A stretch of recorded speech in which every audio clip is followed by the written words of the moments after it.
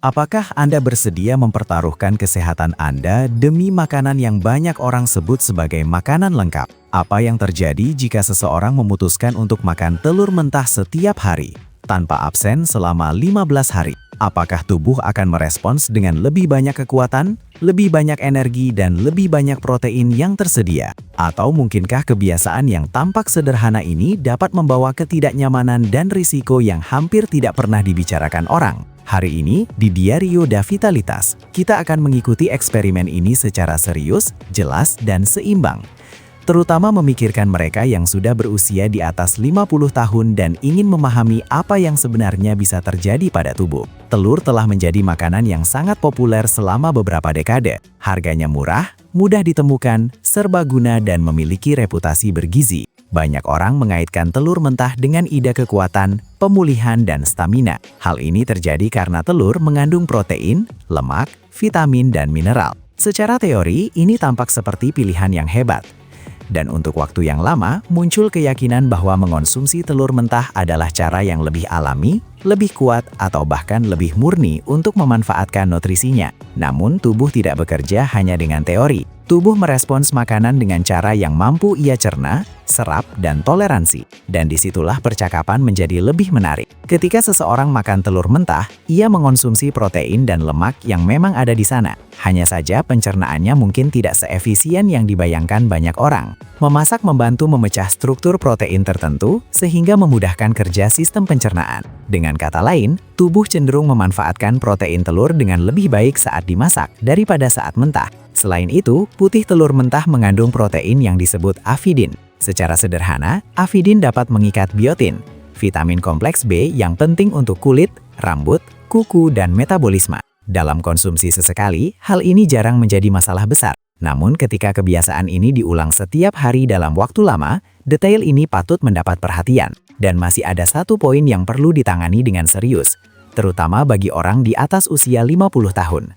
Risiko kontaminasi bakteri seperti Salmonella yang dapat menyebabkan gejala kuat dan komplikasi yang lebih serius pada orang tua atau mereka dengan sistem kekebalan tubuh yang lebih rendah. Sekarang mari kita bayangkan eksperimen ini selama 15 hari. Pada awalnya, ekspektasi biasanya tinggi. Seseorang percaya bahwa ia sedang melakukan sesuatu yang disiplin, bergizi, dan bahkan berani. Pada hari-hari pertama, yang paling umum terjadi adalah tidak ada hal yang sangat dramatis. Mungkin orang tersebut merasa sedikit lebih kenyang karena telur mengandung protein dan lemak. Mungkin ada kesan energi yang stabil pada jam-jam tertentu dalam sehari, terutama jika sebelumnya ia mengonsumsi makanan yang rendah protein. Bisa juga muncul perasaan mental bahwa ia sedang melakukan sesuatu yang kuat demi kesehatan, yang memengaruhi persepsi terhadap tubuhnya sendiri. Namun permulaan juga bisa membawa ketidaknyamanan ringan. Beberapa orang merasa perut lebih berat, yang lain merasakan mual, rasa yang tertinggal di mulut, atau pencernaan yang aneh. Ini terjadi karena tidak semua organisme dapat menangani telur mentah dengan baik. Bagi mereka yang sudah memiliki sensitivitas pencernaan, reflux, gastritis, usus yang lebih sensitif, atau sekadar pencernaan yang lebih lambat, kebiasaan ini bisa lebih mengganggu daripada bermanfaat. Pada fase berikutnya, seiring berjalannya hari dan konsumsi berlanjut, banyak orang mulai mengamati apa yang disebut sebagai efek nyata dari kebiasaan tersebut. Jika pola makan secara keseluruhan buruk, telur mentah saja tidak akan memperbaikinya.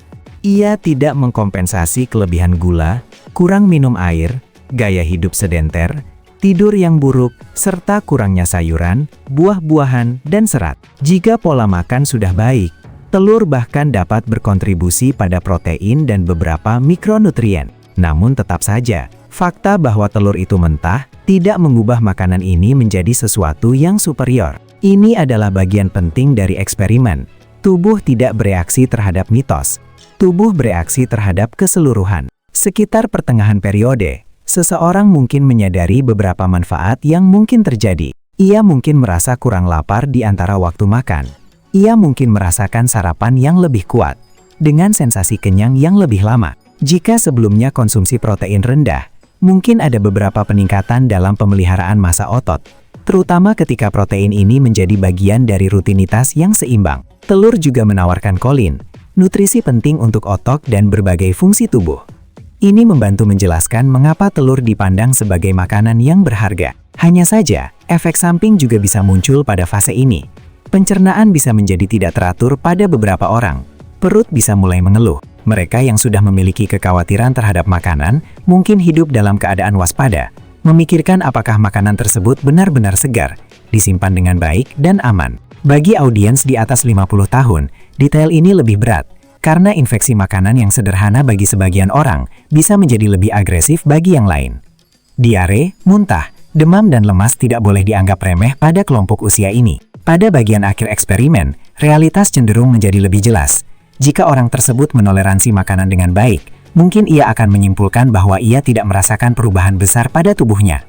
Dan ini sangat mungkin terjadi, karena dalam praktiknya, makan telur mentah setiap hari selama 15 hari biasanya tidak menghasilkan transformasi yang terlihat, mendalam dan seketika pada seseorang yang sehat. Mungkin ada rasa kenyang, sedikit penyesuaian dalam asupan protein dan beberapa persepsi tentang stamina, tetapi tidak ada yang membenarkan perlakuan terhadap kebiasaan ini sebagai formula khusus.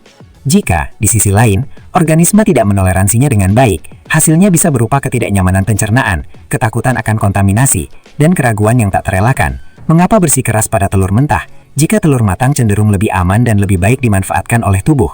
Ini mungkin pertanyaan yang paling masuk akal dari seluruh eksperimen. Ada poin penting lainnya bagi mereka yang berusia di atas 50 tahun. Pada fase kehidupan ini, menjaga massa otot, energi, dan kemandirian adalah hal yang esensial. Protein sangat membantu dalam hal ini. Telur memang bisa menjadi sekutu yang baik, namun fokus utamanya harus pada keteraturan, keamanan, dan daya cerna. Sebuah makanan perlu menutrisi, tetapi juga perlu ditoleransi dengan baik dan tidak membawa risiko yang tidak perlu. Memasak telur tidak menghilangkan nilainya. Dalam banyak kasus, hal itu justru membuat nilai tersebut lebih mudah diakses oleh organisme. Jadi, apa yang terjadi pada tubuh saat makan telur mentah setiap hari selama 15 hari?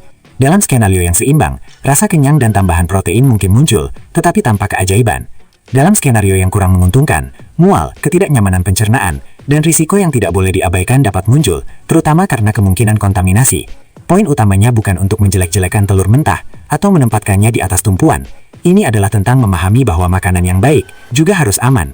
Pada akhirnya, telur tetap menjadi makanan yang bergizi dan bermanfaat, terutama ketika menjadi bagian dari rutinitas yang seimbang, dengan sayuran, buah-buahan, kacang-kacangan, hidrasi, jalan kaki, tidur yang cukup, dan pemantauan kesehatan. Apa yang menentukan hasilnya bukan hanya makanan yang terisolasi.